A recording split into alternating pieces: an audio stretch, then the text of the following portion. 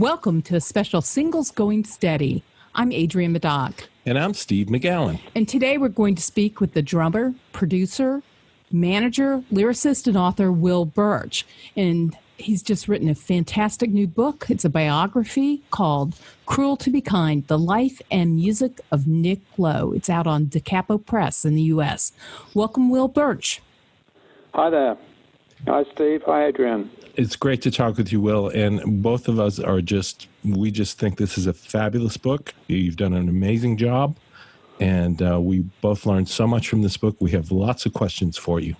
Okay. I'm glad you enjoyed it. We're going to start with when Nick is growing up. He seems to have had a lot of influence of early American pop and like pre-Beat era British pop. Do you think his upbringing as being the son of an RAF attaché officer and living overseas for a time helped inform him that way?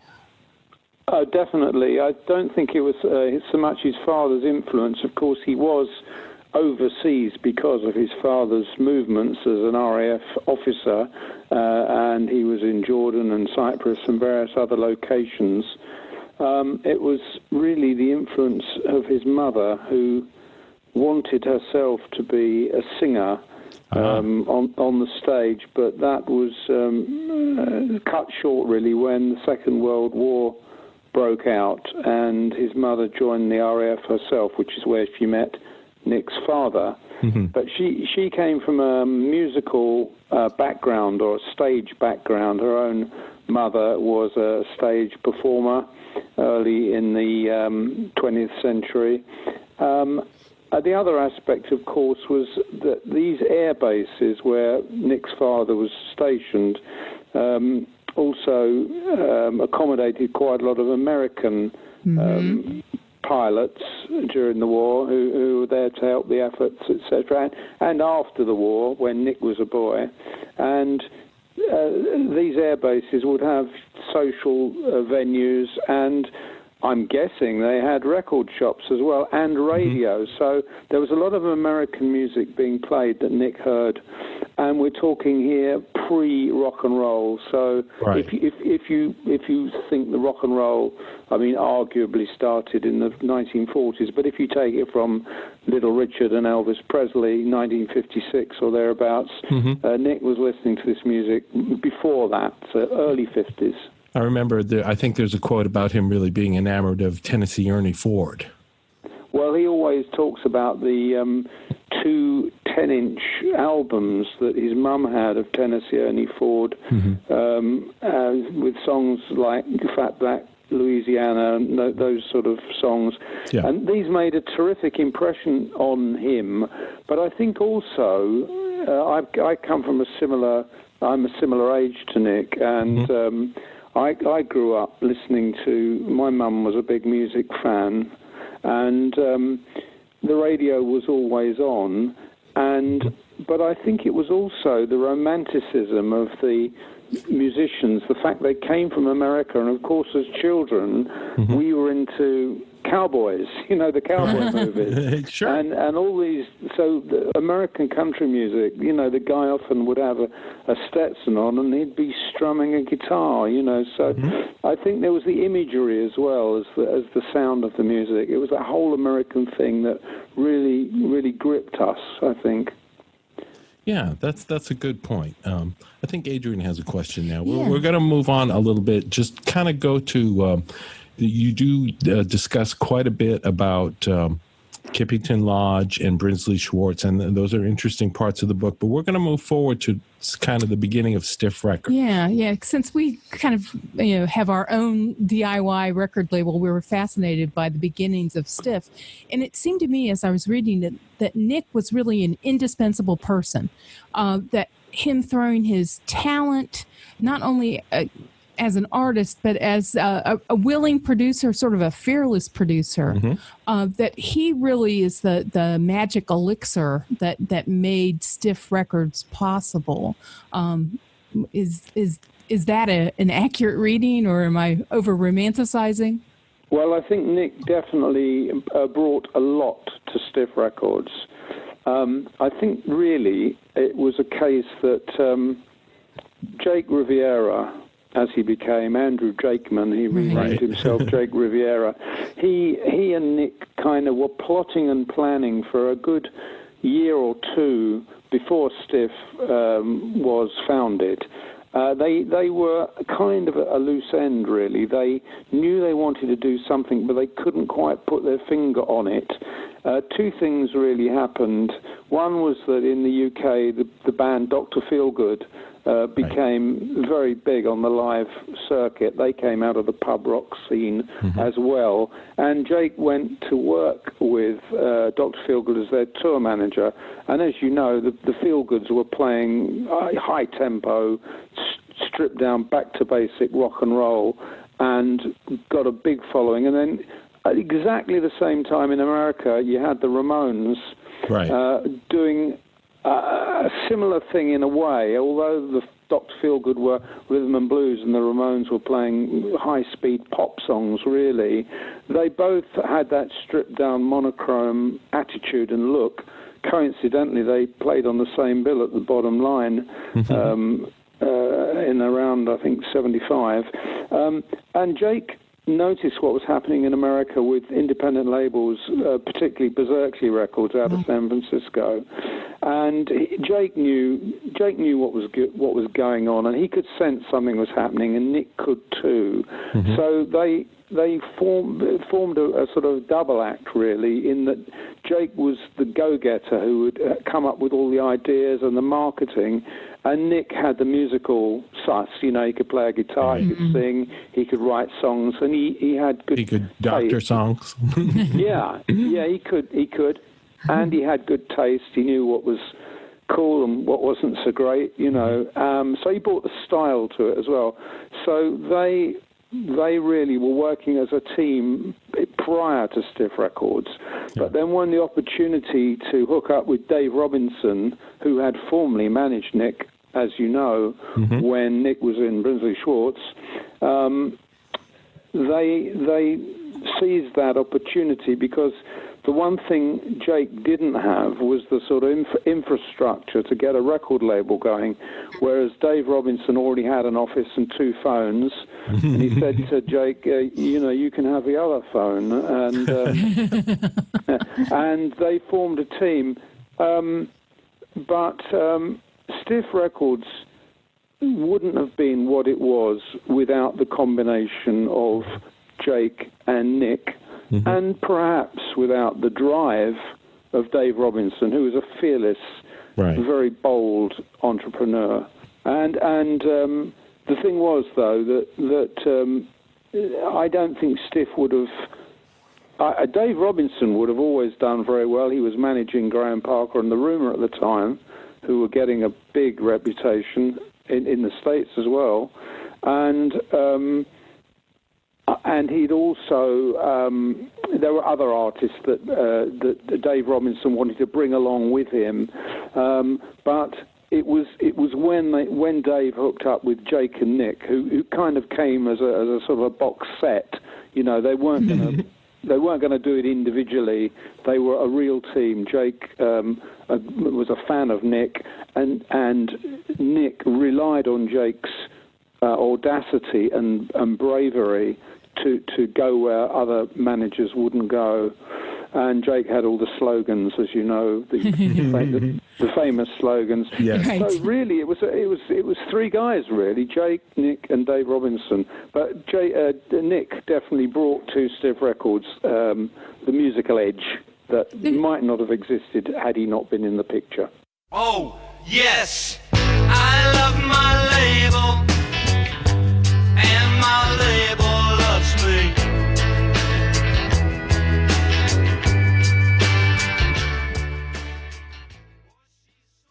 And there's a great passage that you have in Chapter 8 about, it begins by the time Andrew Jakeman met, talking about meeting. Yeah, when Nick goes to San Francisco as a supposed roadie for Dr. Feelgood.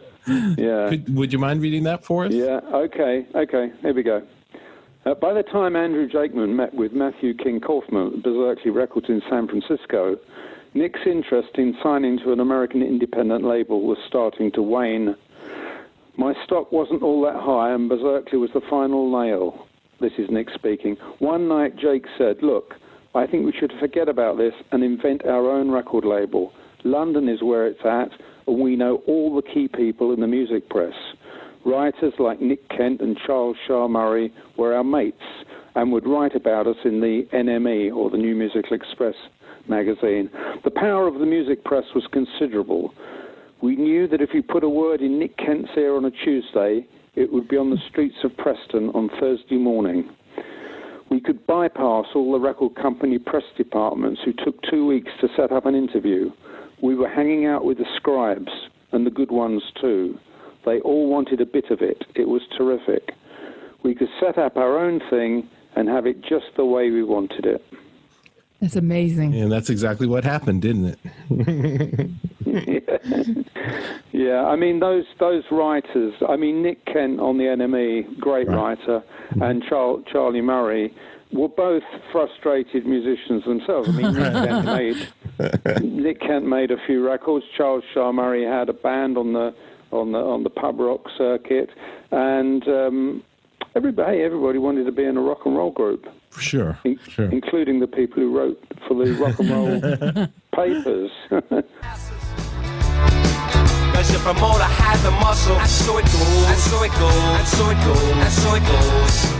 But where it's going, no one knows. And so it goes, and so it goes, and so it goes, and so it goes. But where it's going, no one knows. Speaking of rock and roll, the rock and roll band, Rockpile. Steve's wants to talk about that a little. Yeah, we watched the footage. It was available on the Amazon Prime for a short while. That little half-an-hour unofficial documentary of the first Stiff tour. Has that gone now from Amazon? It might still be on there. Yeah, we'll send you a link. We'll post it. No, I've seen it a million times. yeah, and that was all new to us, and we were kind of stunned when we saw it. And we have to admit that when they show Nick, it isn't officially Rockpile, but it's most of Rockpile, and Nick's playing his double-necked bass guitar, and he's got his Riddler suit on, and they're just killing it. I mean, they are as good as the headliners, I think. And we were just wondering what happened why didn't Nick embrace Rockpile more? I know it's kind of a complicated. Well, just to pick you up then on what you were saying about the Stiff tour, when Nick was one of the 5 headline, or sharing the bill, really, one of the 5 name acts on the bill. Rockpile had already played together prior to that tour. I mean, early in '77 they did some shows, and then they kind of disbanded in the summer of '77. There was a famous interview in the NME where Nick left Rockpile, and Dave Edmunds couldn't understand, why Nick had made that decision. And then they get offered, or Nick gets offered, the Stiff tour in the fall of '77, and he's made up with Dave, so Dave goes along. Dave's going to play the drums, by the way, most of the time. Nick's going to be on his double-neck guitar. They've got a guy called Larry Wallace on guitar. Terry Williams, the drummer, was also around.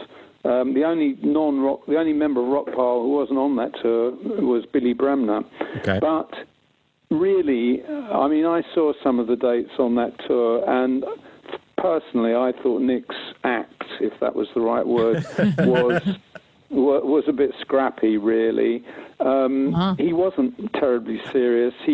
I think he got sort of roped into it because he'd had some singles out on Stiff, such as So It Goes and Halfway to Paradise. Right. He had a name as an artist, but what you have to remember about that tour is the other. Well, you had Reckless Eric was on it as well. Reckless Eric, bless him, who wrote the great Go the Whole Wide World. Right. He wasn't really ready to go out live. But what you did have on that tour was Ian Dury and the Blockheads and Elvis Costello and the Attractions. And they were both incendiary. They were both fantastic. And really, anything Nick did even with Dave Edmunds on the drums, was never, ever going to match the firepower of the Blockheads or the Attractions. Now, is it true? Excuse me, Will. Is it true that Nick did a show with Pete Thomas playing guitar?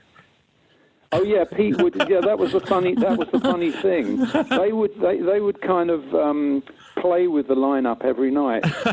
It was almost a joke. So you'd have Dave on the drums, Pete Thomas, a drummer, on the guitar. Can he play the guitar? Yeah, he could play. You wouldn't want to play with when you've got Dave Edmunds standing there, right, or sitting there. Pete was as good on the guitar as Dave Edmunds was on the drums. Okay. That's awesome. But really, let's be honest. What happened when that tour started? The original concept was that they were going to revolve the bill, so everybody would take it in turn to close the show. Right. But it became quite evident after about 3 dates that Reckless Eric wasn't ready to close a show. Larry Wallace, bless him, didn't have much of an act, to be honest. And Nick Lowe didn't want to headline and close the show because he wanted to get to the bar. Right. So quicker. All Nick wanted to do was go on first at 7:30 and get off by 8 and go and have a drink. Right. Okay. Priorities. All right. Yeah, and of course Elvis and the Attractions and Ian and the Blockheads. I can't tell you how great both of those groups were. They were fantastic. Yes. And they battled it out, really. And both of those bands came out of that tour much, much stronger. You know, Ian Dury went on to have hit records. Yes. In the UK. And, of course, we know Elvis Costello became famous also in America. So that tour was, that was where the picture was drawn, really, and Nick was along for the ride, but I don't think he took it terribly seriously. Don't leave me.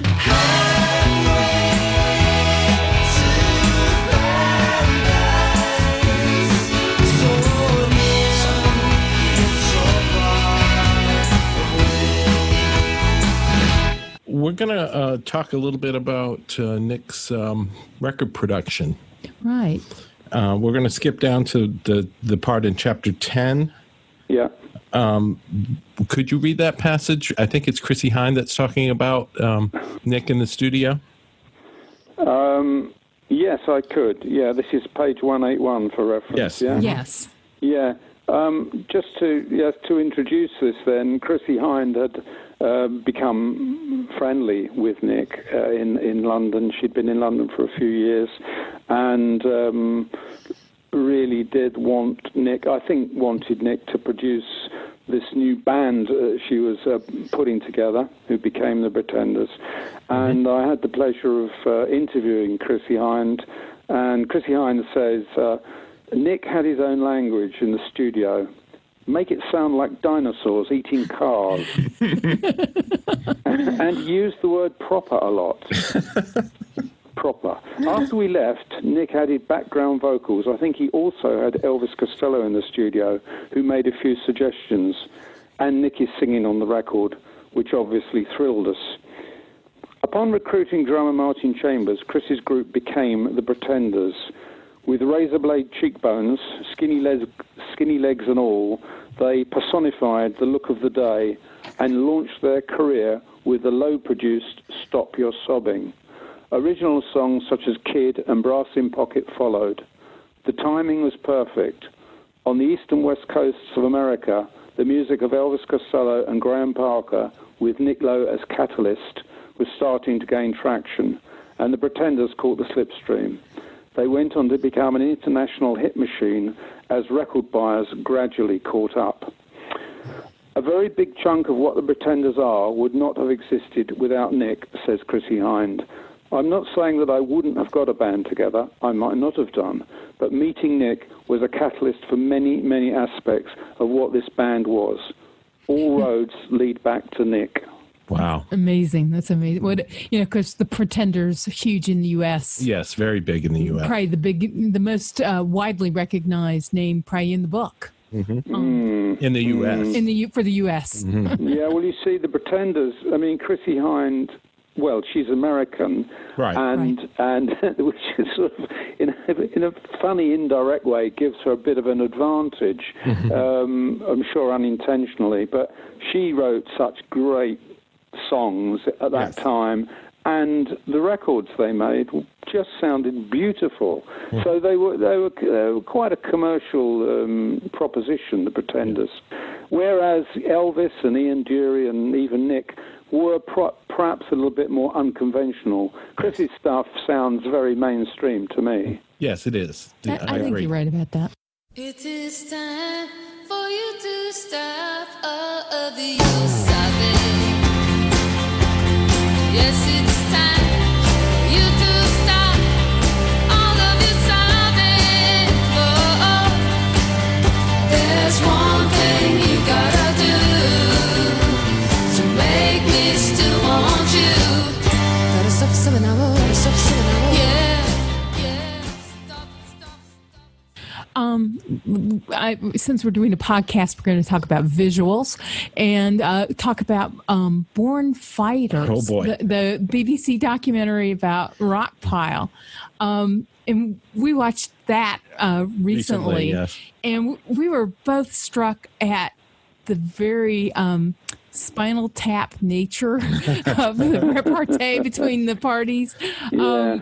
And you know, you were friends with them at the time, and I don't know, did that strike you as well, or? Well, there's a lot of theories about where Spinal Tap got their not their idea from, but which bands were the most influential in informing that movie.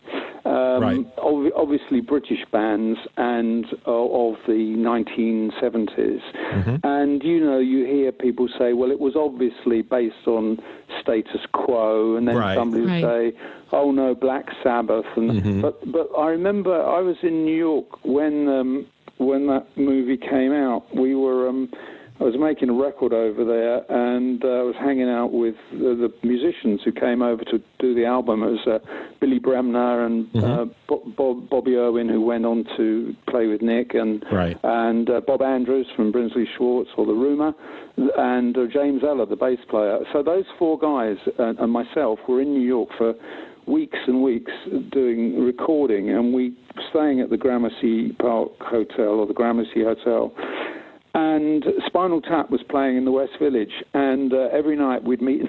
I'm not exaggerating. Every night for about a week, we'd meet in the bar at about 9 o'clock, and then it'd be after we'd finished in the studio for the day, and then somebody would say, look at their watch, and they'd say, it's 10 to tap. Because the movie would start at 10, and we went and saw, I think we went like 4 consecutive nights. We couldn't get over it.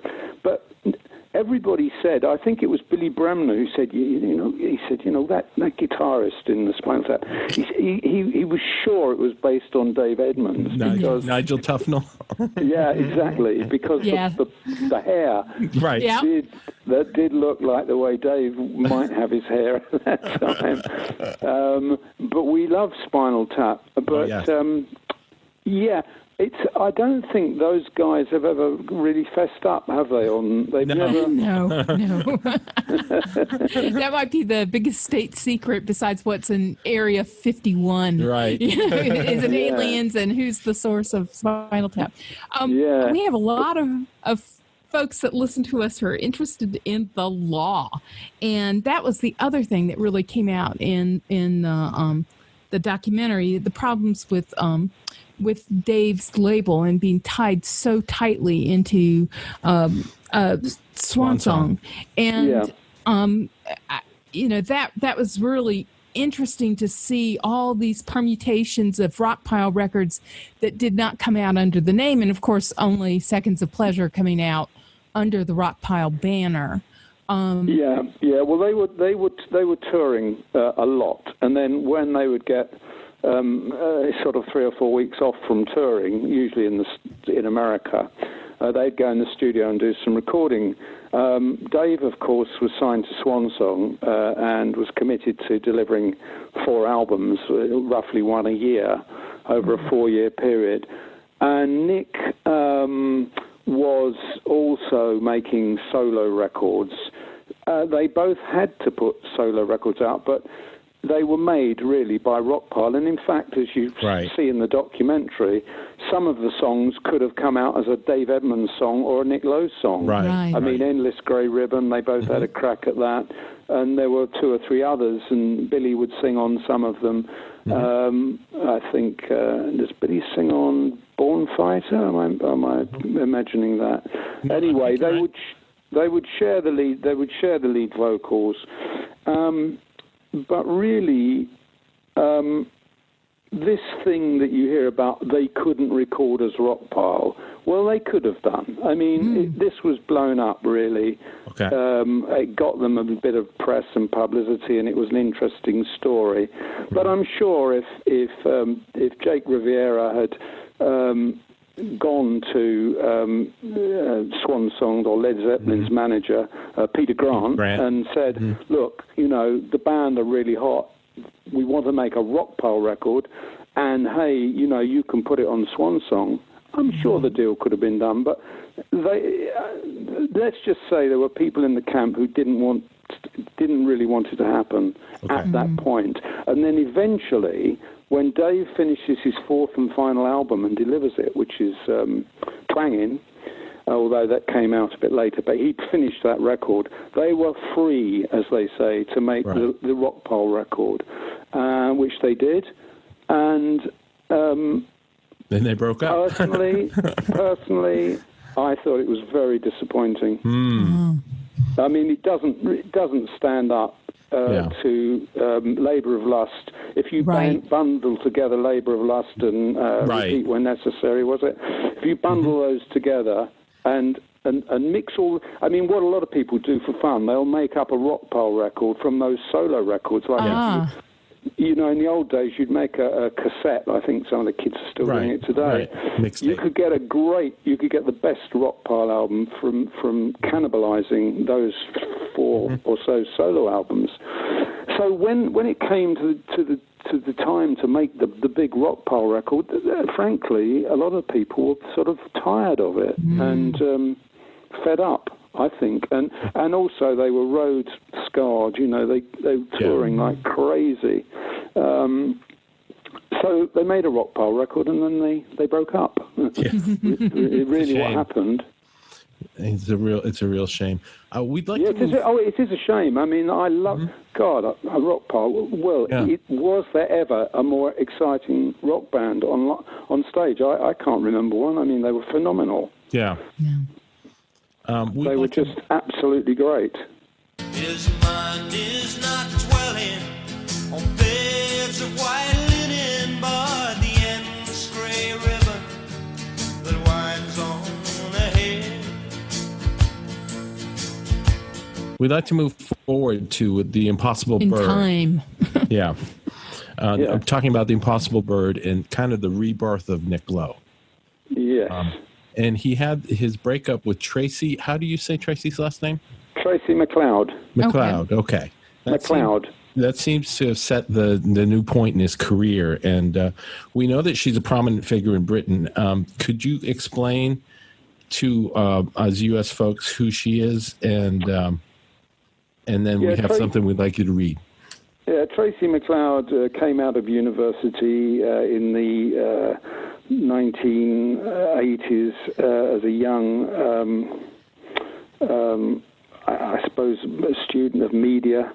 And Tracy started to work for the BBC here in London and got involved in some arts television programs. So this would be a program that would at 1 minute talk about Hamlet, and the next minute talk about a poet, the next minute talk about a painter, and the next minute talk about a movie. So they're arts-based programs. Was she what they call a presenter? Yeah, well, she became a presenter. I mean, I can't remember the details. I believe she started working in the back office on the production side, and then gradually started to face the camera. And it was when Nick had put out the album, which was the one with What's Shaking on the Hill, Party of One, Right. He and his band also had Paul Carrick in the band. They got a spot on the TV show that Tracy was presenting, and that's where and when Nick met Tracy, and they started to date and were together. I can't remember now, maybe a couple of years. It was during that period Nick was really trying to get together his new approach, really. I mean, I loved Party of One. I think it's actually one of his strongest collections, but he still wanted to simplify it even more and really take it back to basics. Bobby Irwin, the drummer, was a big influence, as was Neil Brockbank, who became the producer of the combo, and various other musicians. And it was during that period when Nick was with Tracy that he wrote a lot of that material. For example, Shelley, My Love, he wrote, which was later covered by Rod Stewart. Soulful Wind, a lot of those songs that ended up on The Impossible Bird. And sadly, they broke up. Tracy, in my book on Nick Lowe, which is, I guess, what we're talking about, Tracy talks a lot about living with Nick and dating Nick, and how she would come back home at 7 in the evening after a heavy day working up at the BBC to find Nick on his third bottle of wine. Listen to this, He'd been working on Soulful Wind all day, and even though he'd had a couple of drinks, he had it totally down, and he would sing it to her, and she has to admit that it was just amazing. It was, and that really also, although Nick had done some solo shows with just an acoustic guitar prior to that, that was also the basis of his ability to go out as a one-man acoustic act, which he still does to this day when he's not working with Lost Straitjackets. And that was I think that was the roots of that period and that album. As you say, Impossible Bird. You have a great quote from Nick that I think really, when he's talking about the breakup, and I think it points to the direction that he's going in. I was hoping you would read that from chapter 14. Sure. Well, this is Nick speaking, and he's talking about the breakup, his breakup with his girlfriend at the time, Tracy McLeod. And Nick says, the breakup was really, really awful, but I found that this fantastic, clear view came to me. I thought, man, I can write some seriously soulful stuff here. That's what I need. I didn't want to sing songs about being on the road again, or here I am in a bar. I wanted to sing some grown-up shit about being extremely pissed off, because I am, and I needed to put this across and really tell a story like a proper geezer, like all the people I admire. There was no point in just sitting around listening to my record collection. You are going through this now, pal. Where is your contribution? Suddenly I thought, I can do this. Shelley, my love, I only long to be where you are. Shelley, my love, now and forevermore. Shelley, my love. Wow, that's pretty strong stuff. And he certainly did do it. Yeah. He really did. Yeah, well, he did, and then, of course, he went on to Dig My Mood and Convincer. What great records, yeah. Yes, they're both fantastic. And I know on Dig My Mood, Nick talks about his attitude to labels and promotion. Sorry, I hit the screen there. And there's a great passage on chapter 14 about signing with labels. Yeah, Nick, I mean, I have to say that even though it had been some years since Nick had had a real hit record with something like Call to Be Kind, he was still a name, and there were a lot of people working in London, in England, in the record labels who would have signed him in a heartbeat. I mean, he still had a following in the music biz, and I think they did get the odd offer, or Jake Riviera, who was then the manager, did get the odd offer, but Nick wasn't keen, and he told me this. He said, on the prospect of signing to, say, Virgin Records, Nick elaborated, and Nick said, if I'd signed a big contract, I would have to do all the things that I'm unwilling to do in order not to be seen as a bastard. You've got to do what they tell you to do. You've got to go and sit on the couch in the morning. It fills me with despair, and do every crappy pop show, and I'm not interested enough in it anymore. I'd feel like a foolish old git. No doubt at that time, labels such as Virgin would have been nonplussed by tracks such as Nick's cover of Ivy Joe Hunter's string-driven country confessional Cold Grey Light of Dawn, or the gospel-tinged Lead Me Not, and indeed, You Inspire Me, the album's standout song. Written and sung in a style that predates rock and roll, it would have suited many vocalists of the Sinatra era. Nick, in fact, wrote it with his parents in mind and played it to them in the company of his cousin, Wendy Thatcher, and her husband, who were visiting from Canada. I certainly think that music and entertaining runs in the family, says Wendy. I remember us having dinner, and afterwards Nick sat at the table and played it to us. It was so simple and lovely. And as my Mojo review mentions, because I reviewed Dig My Mood for Mojo, You Inspire Me cried out to be covered by K.D. Lang, and my hopes there is still time. You inspire me when my eyes begin to glaze. You inspire me in so many ways. When I'm on the ground, you seem to know how to pull the blessings down and spread them all around. You inspire me. Yes, very. I think there's. It's very telling, that passage, because a lot of people in America who are fans say, Nick Lowe, why isn't he more famous? Why doesn't he, But Nick's not really willing to play the game, is he?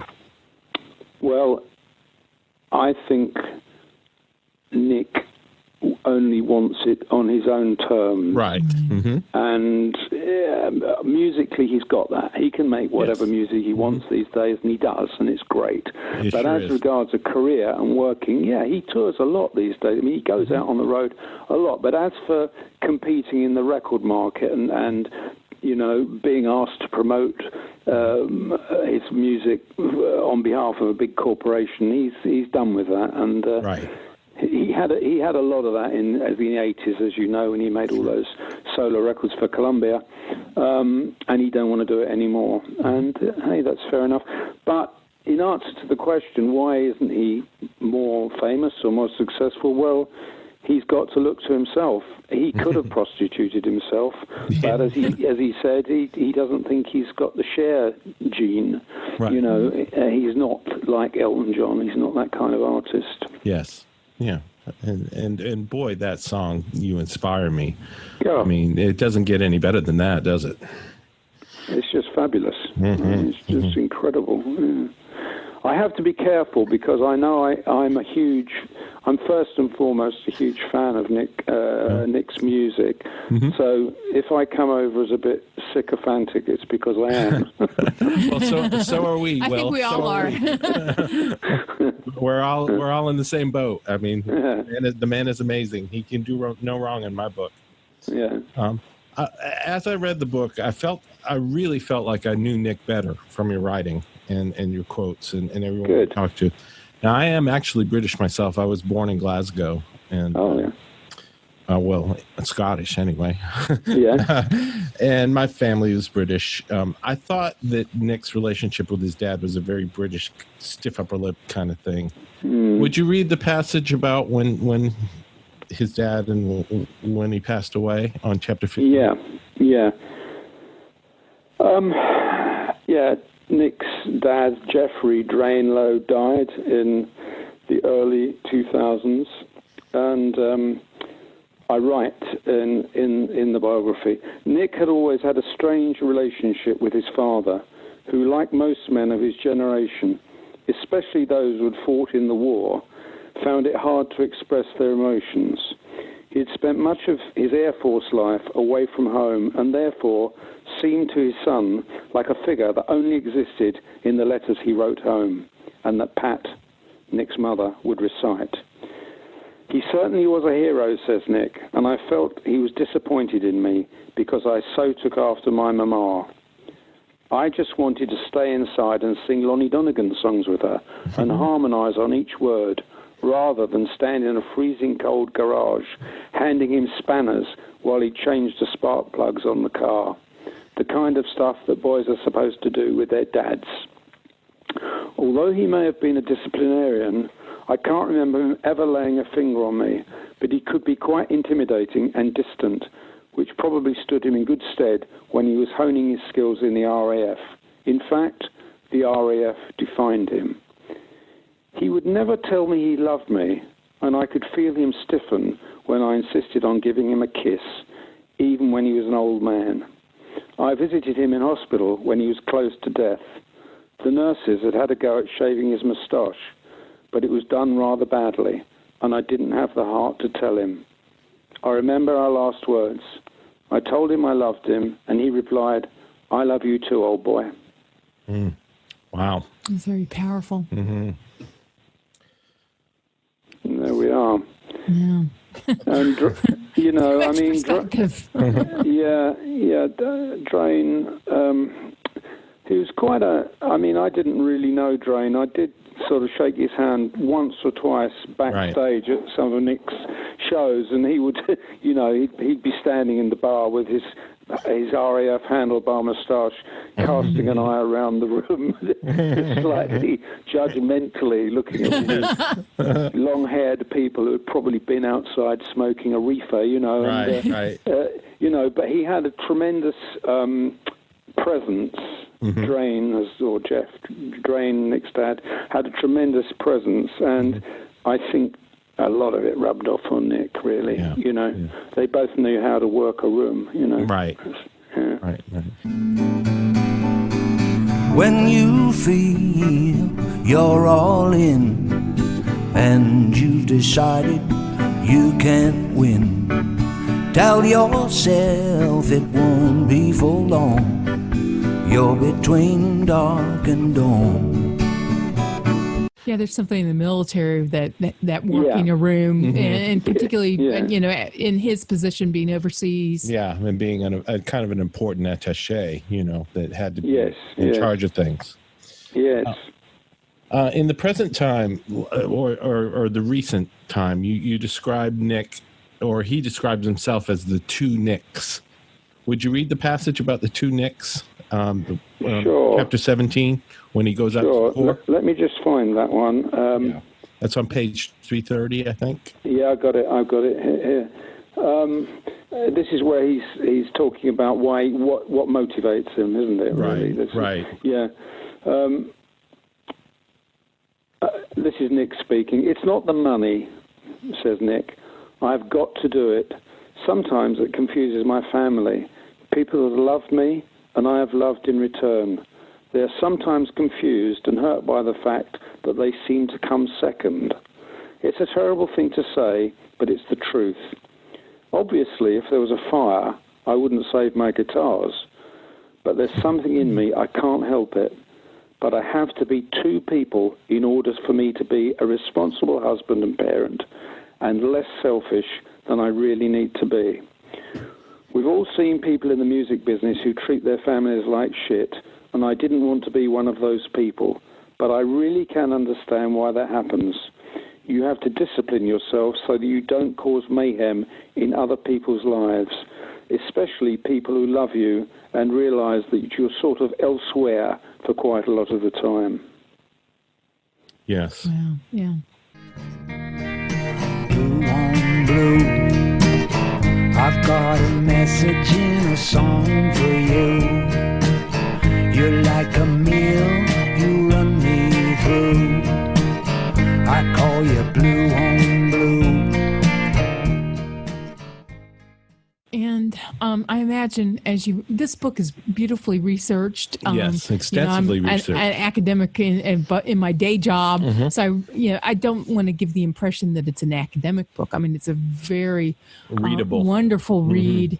But it's and you talked about worrying about seeming sycophantic, but I think it's a very straightforward, honest, well documented depiction, well rounded.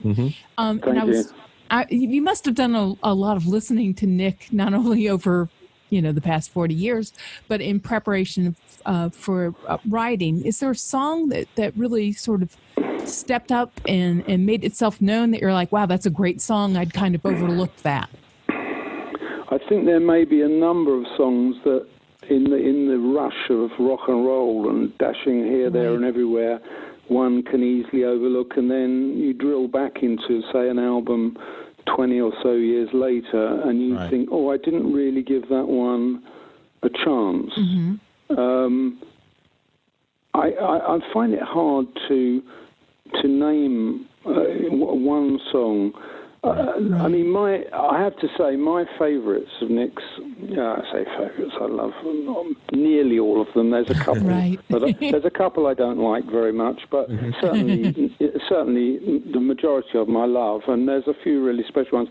I like it when he really pushes the envelope, when he really, I mean, for example, I Trained Her to Love Me. Yes. Is I mean, where does that come from? Exactly. Well, a psychologist could analyse it and probably say it's a very conceited proposition, but it's so funny. Yes.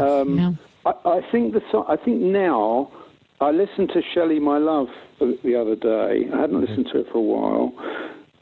That is really, really, really good. That was written for Tracy McLeod. It was originally going to be called Tracy My Love, but they both agreed that didn't sing very well, so it became Shelley My Love. But really thinking about it, I reckon House for Sale is a great song. Yes.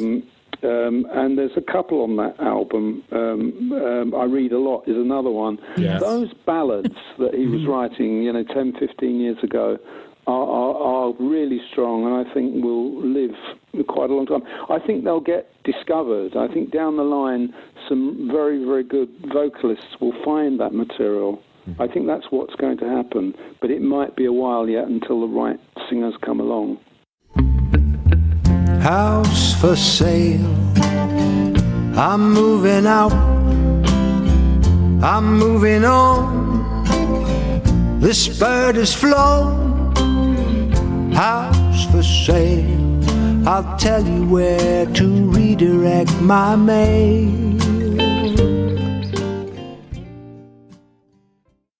Right. It's certainly, there's some, like the Great American Songbook, it's like the Great World Songbook that these definitely have pages in. Yeah. That's the thing. I mean, a really good vocalist could perhaps do a collection of his songs, but I don't really know how the music industry works these days. Nobody does well. It's all a bit of a mystery. You seem to have a coffee shop now to sell any music, right? And I know you've done a lot of interviews in the promo for this book and had lots of questions, and we asked you a lot of questions. Is there a question that you wish people had thought of to ask you? That you really want to answer, or that has gone unasked? Is there a question I wish someone would ask me? Yeah. What question has no one had the insight to ask you? Oh, I'd have to really think about that. Well, I was quite pleased that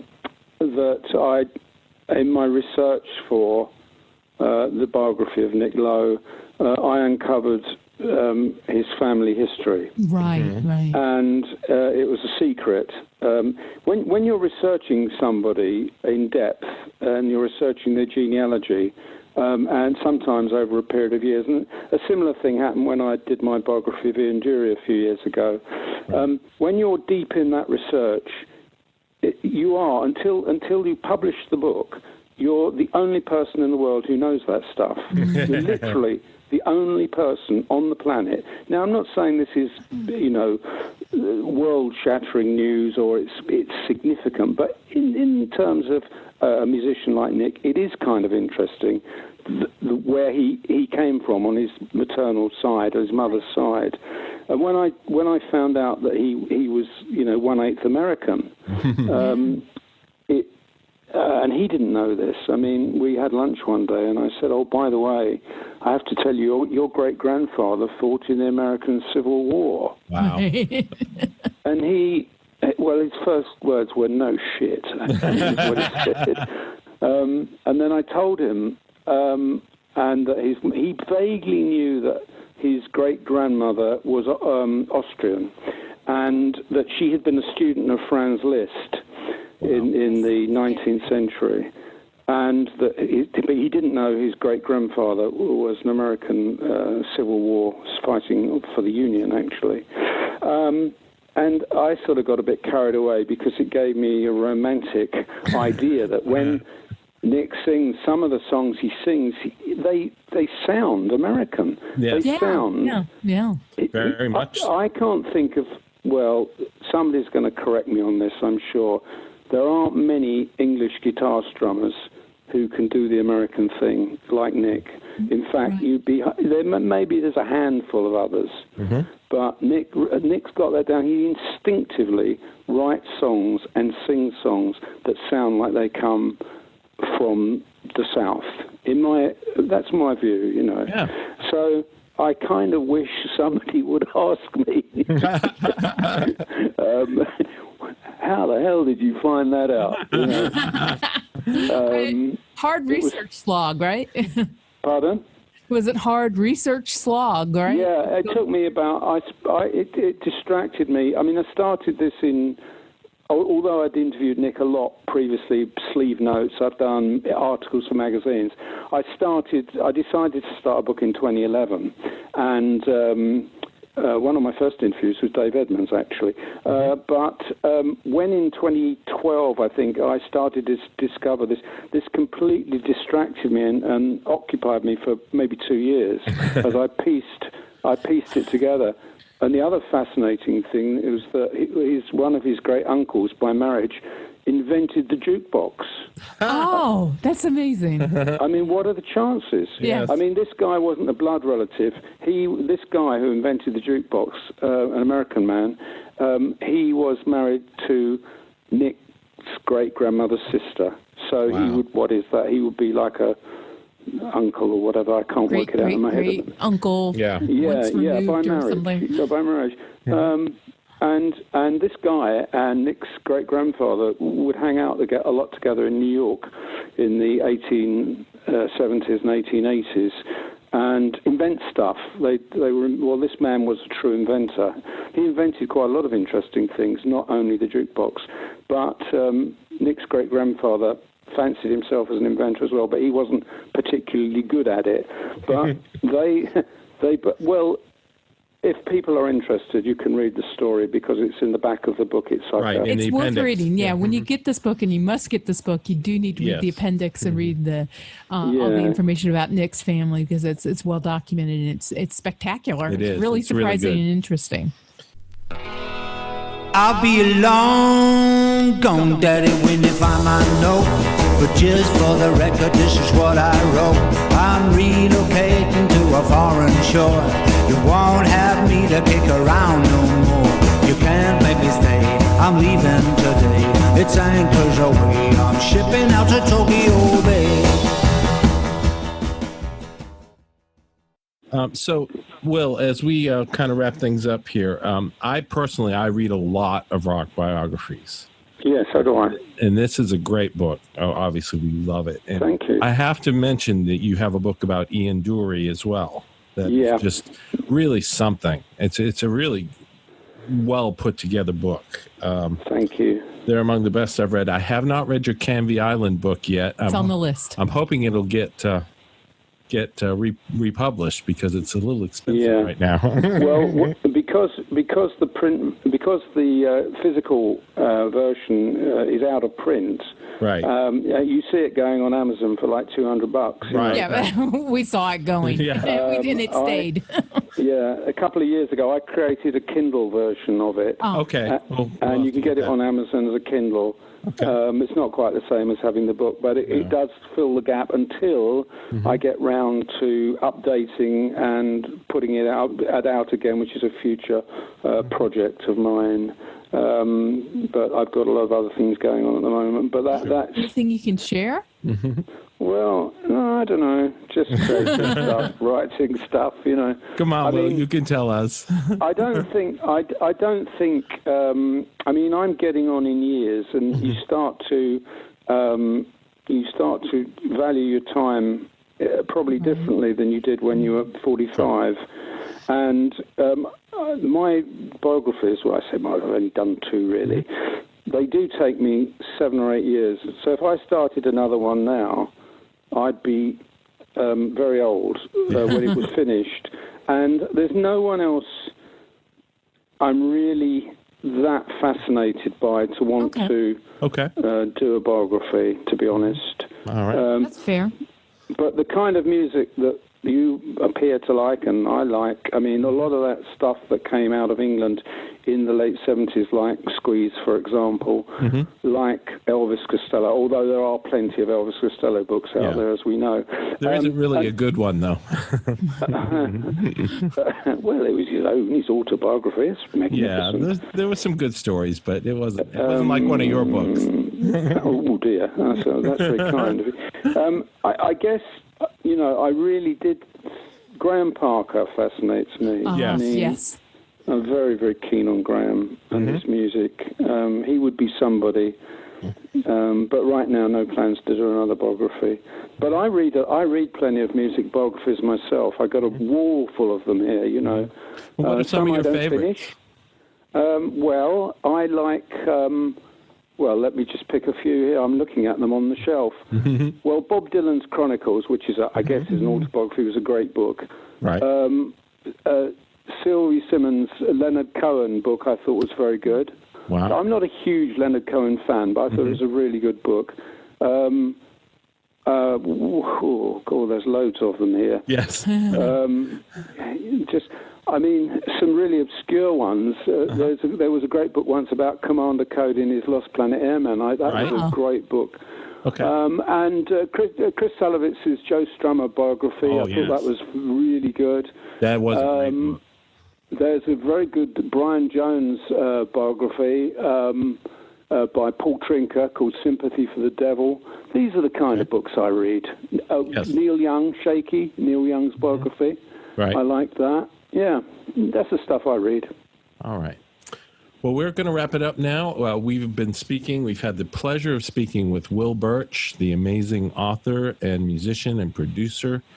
And drummer, lyricist, all about good at everything guy, and super mensch for talking to 2 folks in the Carolinas from So we England. appreciate you talking with us, Will. And your book is called Cruel to Be Kind, The Life and Music of Nick Lowe. It's available now. It is a must-have. Yes. You must get this book, and we appreciate you talking with us, Will. Well, thank you, Steve, and thank you, Adrienne. It's been great speaking with you, and I hope you've got everything you need there for a podcast. Yes. Oh, yeah. Thank you very much. Okay. Okay, and we'll be in touch. Thank you very much indeed. To learn more about the artists and recordings we just talked about, visit our website at zubrecords.com and click on the Singles Going Steady icon. You'll also find links to the persons, places, and things we recommend, and much more. You can find episodes of Singles Going Steady on our website or wherever you get your favorite podcasts. Singles Going Steady is brought to you by the power and majesty of Zub Records. Zub Records. Smart sounds for sharp people.